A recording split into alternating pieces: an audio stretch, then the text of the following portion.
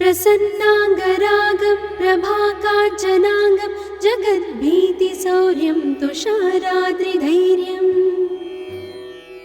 तृणीभूतहेतिं रणोद्यद्विभूतिं भजे वायुपुत्रं पवित्राप्तमित्रम्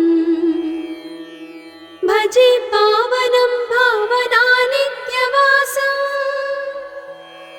भजे बालभानुं प्रभाचारुभासं भजे चन्द्रिकाकुन्दमन्दारहासं भजे सन्ततं रामभूपालदासं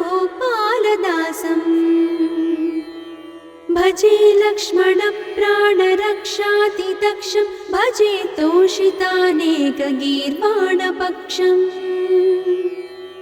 भजे घोरसङ्ग्रामसीमाहताक्षं भजे रामनामातिसम्प्राप्तरक्षम् कृताभीलनादं क्षितिक्षिप्तपादं घनक्रान्तभृङ्गं कटिस्थोरुजङ्घम् वियद्व्याप्तकेशं भुजाश्लेषितास्मं जयश्रीसमेतं भजे रामदूतम् चलद्वालघातं भ्रमच्चक्रवालं कठोराट्टहासं प्रभिन्नाब्जजाण्डम् महासिंहनादाद्विशीर्णत्रिलोकं भजे आञ्जनेयं प्रभुं वज्रकायम् रणे भीषणे मेघनादे सनादे सरोषे समारोपिते मित्रमुख्ये खगानां घनानां सुराणां च मार्गे नतं तं वहं तं हनुमन्तमीडे कनद्रत्नजम्भारिदम्भोळिधारं कनद्दन्तनिर्धूतकालोग्रदन्तम् पदाघातभीताब्धिभूताधिवासं रणक्षोणिदक्षं भजे पिङ्गळाक्षम् महाग्राहपीडा महोत्पातपीडा महारोगपीडा महातीव्रपीडा हरत्यासुते पादपद्मानुरक्तो नमस्ते कपिश्रेष्ठ रामप्रियो यः सुधा सिन्धुमुल्लङ्घ्य नाथोग्रदीप्तः सुधा चौषधीस्ता प्रगुप्तप्रभावः षडद्रोणशैलस्य सारेण सेतुं विना भूस्वयं कः समर्थः कपीन्द्रः निरातङ्कमाविश्य लङ्कां विसङ्को भवानेव सीतातिशोकापहारी समुद्रान्तरङ्गादिरौद्रं विनिद्रम् विलङ्घ्योरुजङ्घस्तुता मर्त्यसङ्घः रमानाथ रामः क्षमानाथ रामः अशोकेन शोकं विहाय प्रहर्षम् वनान्तर्घनं जीवनं दानवानं विपाट्य प्रहर्षात् हनूमान् त्वमेव जराभारतो भूरिपीडां शरीरे निराधारणारूढगाढप्रतापे भवत्पादभक्तिं भवद्भक्तिरक्तिं कुरु श्रीहनुमत्प्रभो मे दयाळो महायोगिनो ब्रह्मरुद्रादयो वा न जानन्ति तत्त्वं निजं राघवस्य कथं ज्ञायते मातृसे नित्यमेव प्रसीद प्रभो वानरेन्द्रो नमस्ते नमस्ते महासत्त्ववाहाय तुभ्यं नमस्ते महावज्रदेहाय तुभ्यं नमस्ते परिभूतसूर्याय तुभ्यम्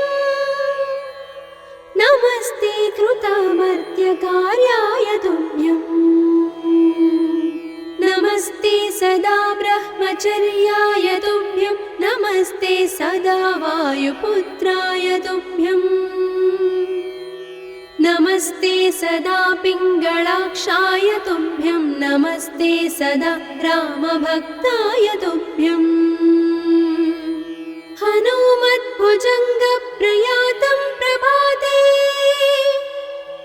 प्रदोषेऽपि वाचार्थरात्रेऽपि मर्त्यः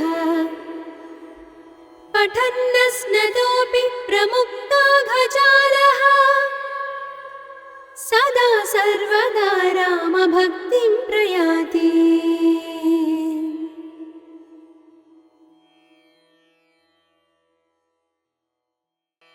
प्रसन्नाङ्गरागं प्रभाकाञ्चनाङ्गं जगद्भीतिशौर्यं तुषाराद्रिधैर्यम् तृणीभूतहेतिं रणोद्यद्विभूतिं भजे वायुपुत्रं पवित्राप्तमित्रम् भजे पावनं भावनानित्यवासम् भजे बालभानुं प्रभाचारुभासम् भजे चन्द्रिकाकुन्दमन्दारहासम् भजे सन्ततं रामभूपालदासम् भजे लक्ष्मणप्राणरक्षातिदक्षं भजे तोषितानेकगीर्वाणपक्षम् भजे घोरसङ्ग्रामसीमाहताक्षं भजे रामनामातिसम्प्राप्तरक्षम् कृताभीलनादं क्षितिक्षिप्तपादम् घनक्रान्तभृङ्गं कटिस्थोरुजङ्घम् वियद्व्याप्तकेशं भुजाश्लेषितास्मम् जयश्रीसमेतं भजे रामदूतम् चलद्वालघातं भ्रमच्चक्रवालं कठोराट्टहासं प्रभिन्नाब्जजाण्डम् महासिंहनादाद्विशीर्णत्रिलोकं भजे आञ्जनेयं प्रभुं वज्रकायम् रणे भीषणे मेघनादे सनादे सरोषे समारोपिते मित्रमुख्ये खगानां घनानां सुराणां च मार्गे नतं तं वहं तं हनुमन्तमीडे कनद्रत्नजम्भारिदम्भोळिधारं कनद्दन्तनिर्धूतकालोग्रदन्तम् पदाघातभीताब्धिभूताधिवासं रणक्षोणिदक्षं भजे पिङ्गलाक्षम् महाग्राहपीडा महोत्पातपीडा महारोगपीडा महातीव्रपीडा हरत्यासुते पादपद्मानुरक्तो नमस्ते कपिश्रेष्ठ रामप्रियो यः सुधा सिन्धुमुल्लङ्घ्य नाथोग्रदीप्तः सुधा चौषधीस्ता प्रगुप्तप्रभावः षडद्रोणशैलस्य सारेण सेतुं विना भूस्वयं कः समर्थः कपीन्द्रः निरातङ्कमाविश्य लङ्कां विसङ्गो भवानेव सीतातिशोकापहारी समुद्रान्तरङ्गादिरौद्रं विनिद्रम् विलङ्घ्योरुजङ्घस्तुता मर्त्यसङ्घः रमानाथ रामः क्षमानाथ रामः अशोकेन शोकं विहाय प्रहर्षम् वनान्तर्घनं जीवनं दानवानं विपाट्य प्रहर्षात् हनुमान् त्वमेव जराभारतो भूरिपीडां शरीरे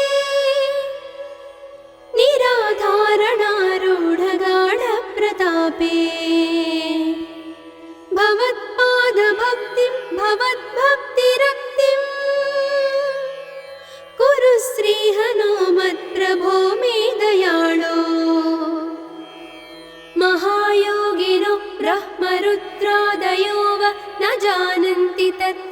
निजं राघवस्य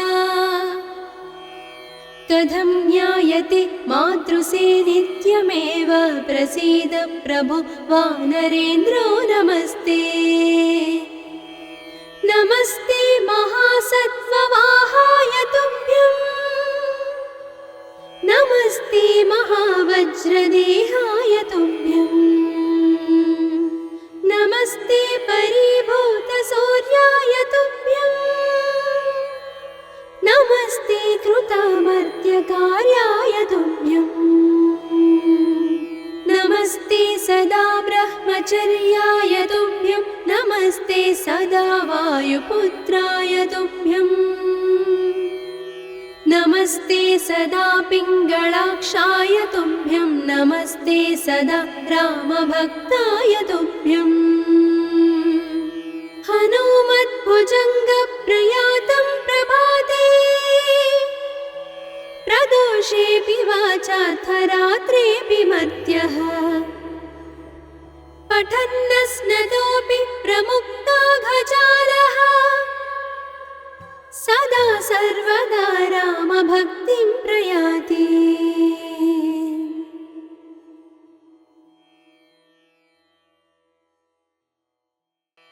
प्रसन्नाङ्गरागं प्रभाकाञ्चनाङ्गं जगद्भीतिशौर्यं तुषाराद्रिधैर्यं तृणीभूतहेतिं रणोद्यद्विभूतिं भजे वायुपुत्रं पवित्राप्तमित्रम् भजे पावनं भावनानित्यवासं भजे बालभानुं प्रभाचारुभासं भजे चन्द्रिकाकुन्दमन्दारहासं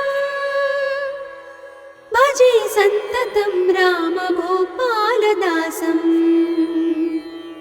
भजे लक्ष्मणप्राणरक्षातिदक्षं भजे तोषितानेकगीर्वाणपक्षम् भजे घोरसङ्ग्रामसीमाहताक्षं भजे रामनामातिसम्प्राप्तरक्षम् कृताभीलनादं क्षितिक्षिप्तपादं घनक्रान्तभृङ्गं कटिस्थोरुजङ्घम् वियद्व्याप्तकेशं भुजाश्लेषितास्मम् जय श्री समेतं भजे रामदूतं जलद्वालघातं भ्रमच्चक्रवालं कठोराट्टहासं प्रभिन्नाब्जजाण्डम् महासिंहनादाद्विशीर्णत्रिलोकं भजे आञ्जनेयं प्रभुं वज्रकायम् रणे भीषणे मेघनादे सनादे सरोषे समारोपिते मित्रमुख्ये खगानां घनानां सुराणां च मार्गे नतं तं वहं तं हनुमन्तमीडे कनद्रत्नजम्भारिदम्भोळिधारं कनद्दन्तनिर्धूतकालोग्रदन्तम् पदाघातभीताब्धिभूताधिवासं रणक्षोणिदक्षं भजे पिङ्गळाक्षम् महाग्राहपीडा महोत्पातपीडा महारोगपीडा महातीव्रपीडा हरत्यासुते पादपद्मानुरक्तो नमस्ते कपिश्रेष्ठ रामप्रियो यः सुधा सिन्धुमुल्लङ्घ्य नाथोग्रदीप्तः सुधा चौषधीस्ता प्रगुप्तप्रभावः षडद्रोणशैलस्य सारेण सेतुं विना भूस्वयं कः समर्थः कपीन्द्रः निरातङ्कमाविश्य लङ्कां विसङ्गो भवानेव सीतातिशोकापहारी समुद्रान्तरङ्गादिरौद्रं विनिद्रम् स्तुता मर्त्यसङ्घः रमानाथ रामः क्षमानाथ रामः अशोकेन शोकं विहाय प्रहर्षम् वनान्तर्घनं जीवनं दानवानं विपाट्य प्रहर्षात् हनूमान् त्वमेव जराभारतो भूरिपीडां शरीरे निराधारणारूढगाढप्रतापे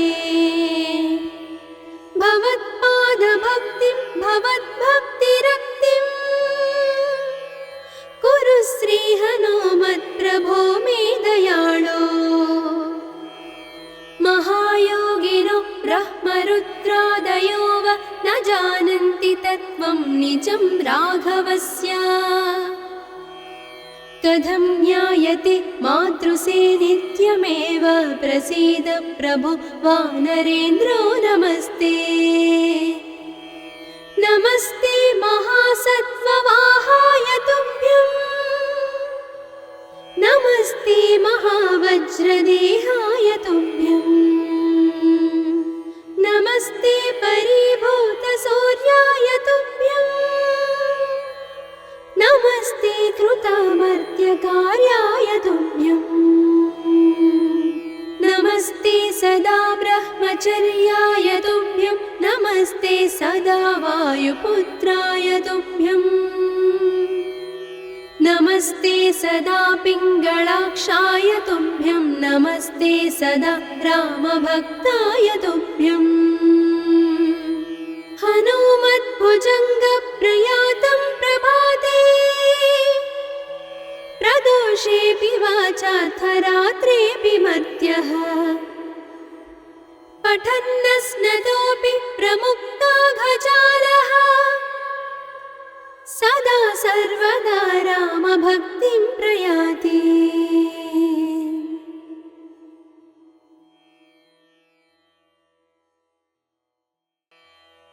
प्रसन्नाङ्गरागं प्रभाकाञ्चनाङ्गं जगद्भीतिशौर्यं तुषाराद्रिधैर्यं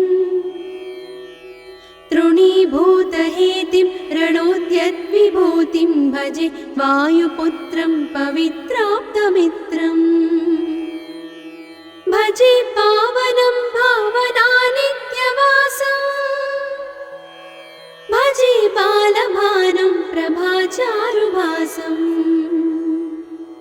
भजे चन्द्रिकाकुन्दमन्दारहासं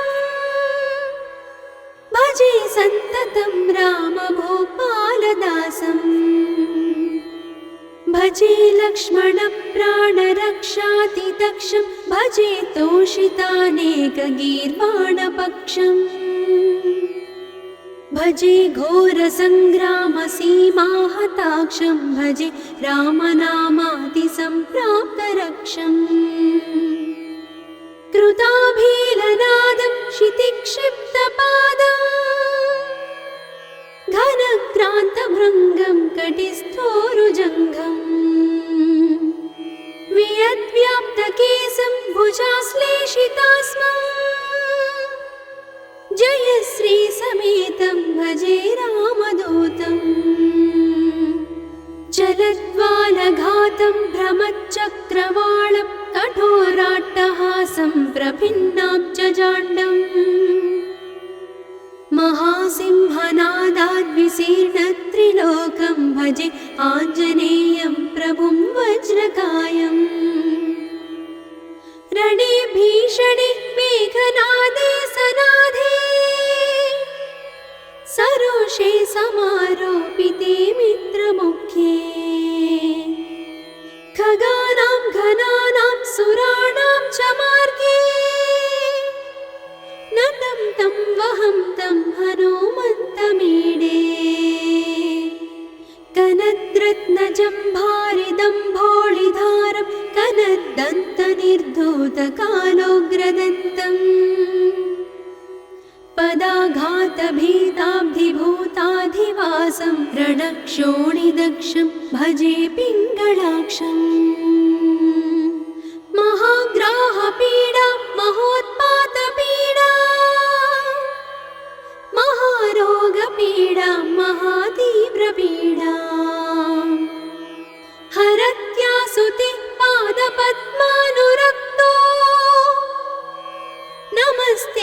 श्रेष्ठ रामप्रियो यः सुधा सिन्धुमुल्लङ्घ्य नादोग्रदीप्तः सुधा चौषधीस्ता प्रगुप्तप्रभावः षडद्रोणशैलस्य सारेण सेतुं विना भू स्वयं कः समर्थः कपीन्द्रः निरातङ्कमाविश्य लङ्कां विसङ्गो भवानेव सीतातिशोकापहारी समुद्रान्तरङ्गादिरौद्रं विनिद्रम् विलङ्घ्योरुजङ्घस्तुता मर्त्यसङ्घः रमानाथ रामः क्षमानाथ रामः अशोकेन शोकं विहाय प्रहर्षम् वनान्तर्घनं जीवनं दानवानं विपाट्य प्रहर्षात् हनूमान् त्वमेव जराभारतो भूरिपीडां शरीरे निराधारणारूढगाढप्रतापे भवत्पादभक्तिं भवद्भक्तिरक्तिं कुरु श्रीहनुमत्प्रभो मे दयाळो महायोगिनो ब्रह्मरुद्रादयो वा न जानन्ति तत्त्वं निजं राघवस्य कथं ज्ञायते मातृसे नित्यमेव प्रसीद प्रभो वानरेन्द्रो नमस्ते नमस्ते महासत्त्ववाहाय तुभ्यं नमस्ते महावज्रदेहाय तुभ्यं नमस्ते परिभूतसूर्याय तुभ्यं नमस्ते कृतामर्त्यकार्याय तुभ्यं नमस्ते सदा ब्रह्मचर्याय तुभ्यं नमस्ते सदा वायुपुत्राय तुभ्यं नमस्ते सदा पिङ्गळाक्षाय तुभ्यं नमस्ते सदा रामभक्ताय तुभ्यं हनुमद्भुजङ्गप्रयातं प्रभाते प्रदोषेऽपि वाचार्थरात्रेऽपि मर्त्यः पठन्नस्नतोऽपि प्रमुक्ताघजालः सदा सर्वदा रामभक्तिं प्रयाति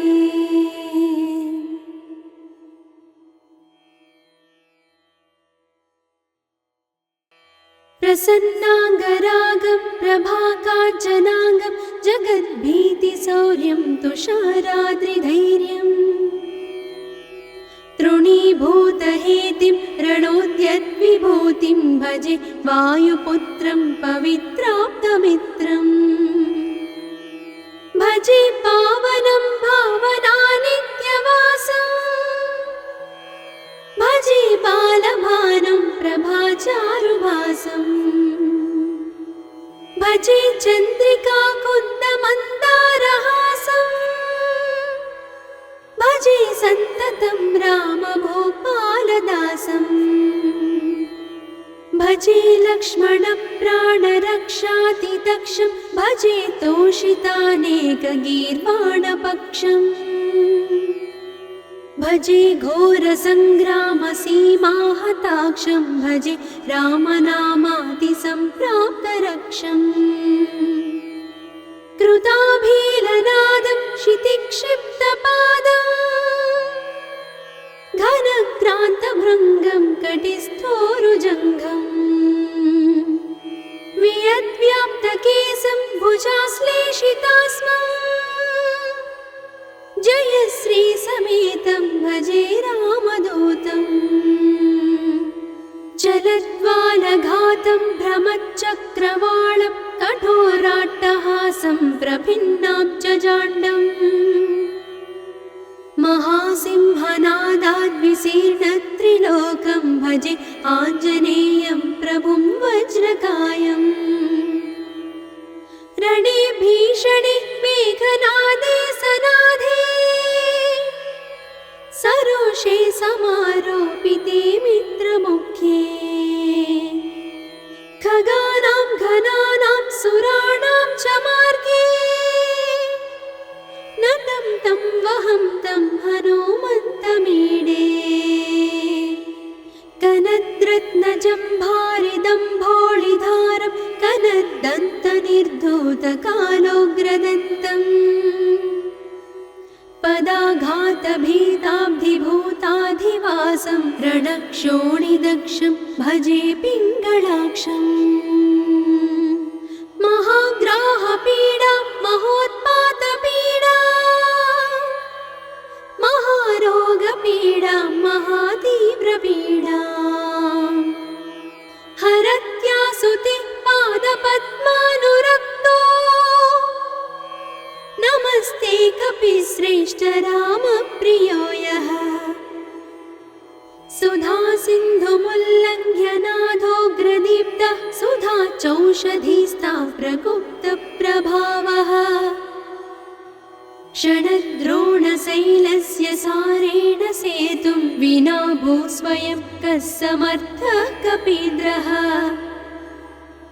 निरातङ्कमाविश्य लङ्कां विसङ्गो भवानेव सीतातिशोकापहारी समुद्रान्तरङ्गादिरौद्रं विनिद्रम्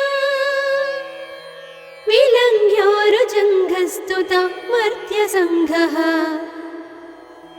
रमानाथ रामः क्षमानाथ रामः अशोकेन शोकं विहाय प्रहर्षम् वनान्तर्घनं जीवनं दानवानं विपाट्य प्रहर्षात् हनुमान् त्वमेव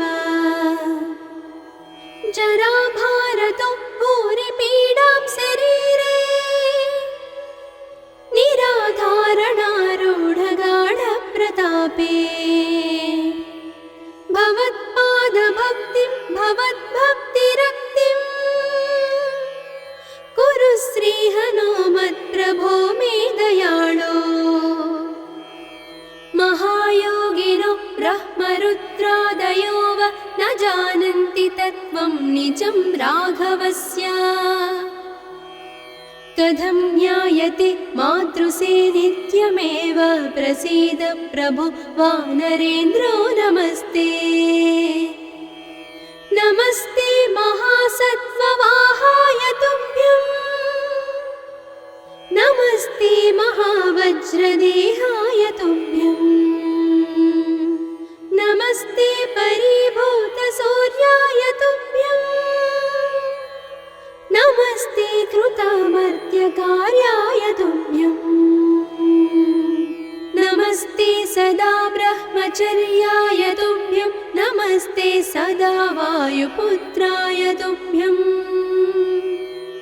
नमस्ते सदा पिङ्गळाक्षाय तुभ्यं नमस्ते सदा रामभक्ताय तुभ्यं हनुमद्भुजङ्गप्रयातं प्रभाते प्रदोषेऽपि वाचार्थरात्रेऽपि मर्त्यः पठन्नस्नतोऽपि प्रमुक्ताघजालः सदा सर्वदा रामभक्तिं प्रयाति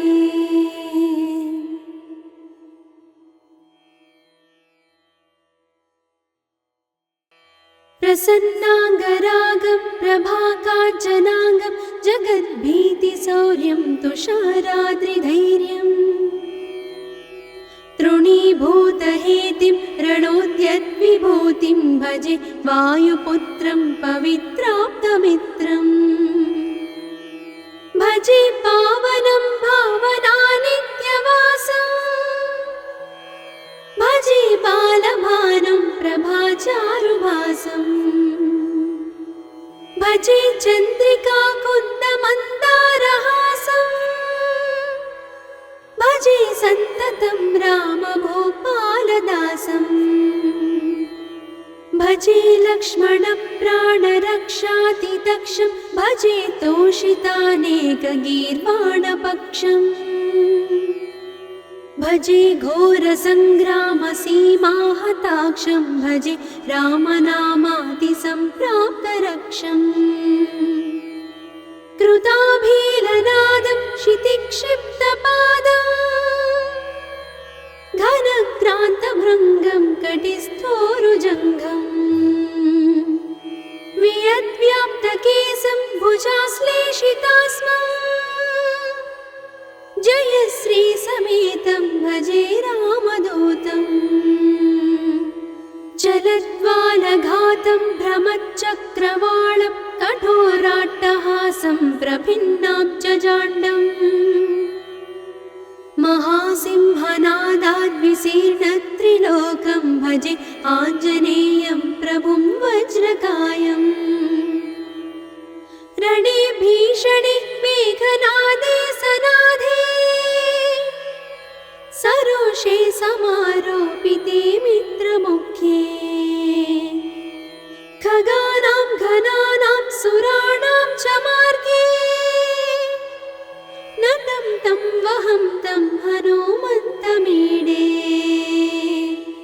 कनद्रत्नजम्भारिदम्भोळिधारं कनद्दन्तनिर्धूतकालोग्रदन्तम् पदाघातभीताब्धिभूताधिवासं रणक्षोणिदक्षं भजे पिङ्गळाक्षम् महाग्राहपीडा महोत्पातपीडा महारोगपीडा महातीव्रपीडा हरत्यासुते पादपद्मानुरक्तो नमस्ते कपिश्रेष्ठ रामप्रियो यः सुधा सिन्धुमुल्लङ्घ्य नाथोग्रदीप्तः सुधा चौषधीस्ता प्रगुप्तप्रभावः षडद्रोणशैलस्य सारेण सेतुं विना भूस्वयं कः समर्थः कपीन्द्रः निरातङ्कमाविश्य लङ्कां विसङ्गो भवानेव सीतातिशोकापहारी समुद्रान्तरङ्गादिरौद्रं विनिद्रम् विलङ्घ्योरुजङ्घस्तुता मर्त्यसङ्घः रमानाथ रामः क्षमानाथ रामः अशोकेन शोकं विहाय प्रहर्षम् वनान्तर्घनं जीवनं दानवानं विपाट्य प्रहर्षात् हनुमान् त्वमेव जराभारतो भूरिपीडां शरीरे निराधारणारूढगाढप्रतापे भवत्पादभक्तिं भवद्भक्तिरक्तिं कुरु श्रीहनुमत्प्रभो मे दयाळो महायोगिनो ब्रह्मरुद्रादयो वा न जानन्ति तत्त्वं निजं राघवस्य कथं ज्ञायते मातृसे नित्यमेव प्रसीद प्रभो वानरेन्द्रो नमस्ते नमस्ते महासत्त्ववाहाय तुभ्यं नमस्ते महावज्रदेहाय तुभ्यं नमस्ते परिभूतसूर्याय तुभ्यं नमस्ते कृतामर्त्यकार्याय तुभ्यं नमस्ते सदा ब्रह्मचर्याय तुभ्यं नमस्ते सदा वायुपुत्राय तुभ्यं नमस्ते सदा पिङ्गळाक्षाय तुभ्यं नमस्ते सदा रामभक्ताय तुभ्यं हनुमद्भुजङ्गप्रयातं प्रभाते प्रदोषेऽपि वाचार्थरात्रेऽपि मर्त्यः पठन्नस्नतोऽपि प्रमुक्ताघजालः सदा सर्वदा रामभक्तिं प्रयाति।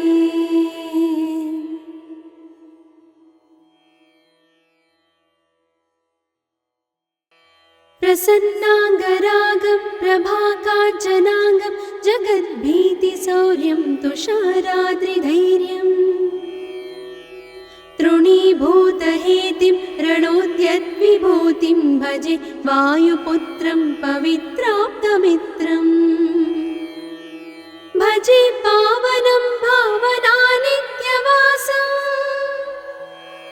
भजे बालभानुं प्रभाचारुभासम् भजे चन्द्रिकाकुन्दमन्दारहासम् भजे सन्ततं रामभूपालदासम् भजे लक्ष्मणप्राणरक्षातिदक्षं भजे तोषितानेकगीर्वाणपक्षम् भजे घोरसङ्ग्रामसीमाहताक्षं भजे रामनामातिसम्प्राप्तरक्षम् कृताभीलनादं क्षितिक्षिप्तपादम् घनक्रान्तभृङ्गं कटिस्थोरुजङ्घम् वियद्व्याप्तकेशं भुजाश्लेषितास्मम् जयश्रीसमेतं भजे रामदूतम् चलद्वालघातं भ्रमच्चक्रवालं कठोराट्टहासं प्रभिन्नाब्जजाण्डम् महासिंहनादाद्विशीर्णत्रिलोकं भजे आञ्जनेयं प्रभुं वज्रकायम् रणे भीषणे मेघनादे सनादे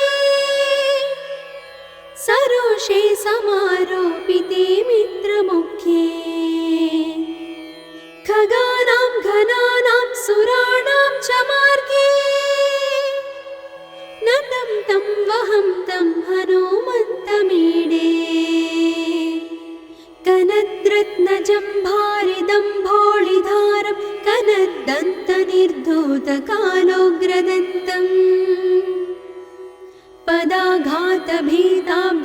पदाघातभीताब्धिभूताधिवासं रणक्षोणिदक्षं भजे पिङ्गळाक्षम् महाग्राहपीडा महोत्पातपीडा महारोगपीडा महातीव्रपीडा हरत्यासुते पादपद्मानुरक्तो नमस्ते कपिश्रेष्ठ रामप्रियो यः सुधा सिन्धुमुल्लङ्घ्य नाथोग्रदीप्तः सुधा चौषधीस्ता प्रगुप्तप्रभावः षडद्रोणशैलस्य सारेण सेतुं विना भूस्वयं कः समर्थः कपीन्द्रः निरातङ्कमाविश्य लङ्कां विसङ्को भवानेव सीतातिशोकापहारी समुद्रान्तरङ्गादिरौद्रं विनिद्रम् विलङ्घ्योरुजङ्घस्तुता मर्त्यसङ्घः रमानाथ रामः क्षमानाथ रामः अशोकेन शोकं विहाय प्रहर्षम् वनान्तर्घनं जीवनं दानवानं विपाट्य प्रहर्षात् हनूमान् त्वमेव जराभारतो भूरिपीडां शरीरे निराधारणारूढगाढप्रतापे भवत्पादभक्तिं भवद्भक्तिरक्तिं कुरु श्रीहनुमत्प्रभो मे दयाळो महायोगिनो ब्रह्मरुद्रादयो वा न जानन्ति तत्त्वं निजं राघवस्य कथं ज्ञायते मातृसे नित्यमेव प्रसीद प्रभो वानरेन्द्रो नमस्ते नमस्ते महासत्त्ववाहाय तुभ्यम् नमस्ते महावज्रदेहाय तुभ्यम् नमस्ते परिभूतसूर्याय तुभ्यम्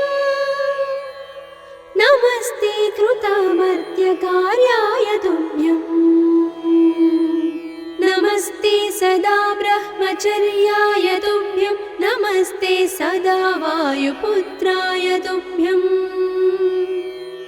नमस्ते सदा पिङ्गलाक्षाय तुभ्यं नमस्ते सदा रामभक्ताय तुभ्यम् हनुमद्भुजङ्गप्रयातं प्रभाते प्रदोषेऽपि वाचार्थरात्रेऽपि मर्त्यः पठन्नस्नतोऽपि प्रमुक्ताघजालः सदा सर्वदा रामभक्तिं प्रयाति।